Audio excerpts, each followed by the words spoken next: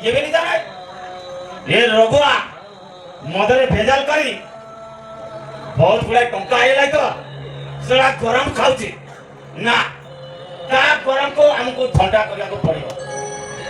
ये गांव रे जेतिक मधुआ भाई समस्त को एकजुट करे जमीदार बाबू को भागो जाई ता कथा सब कहया को पड़ेगा बाबू आ भूले ओ भूले आ कथा ठीक ठाक करना बोला बड़ा नमस्कार बड़ा नमस्कार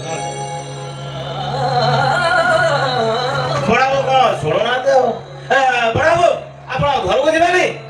बहुत राति है बड़ा आप घर जाने आप ये कौन अच्छी ना बड़ा को सुनो ना तो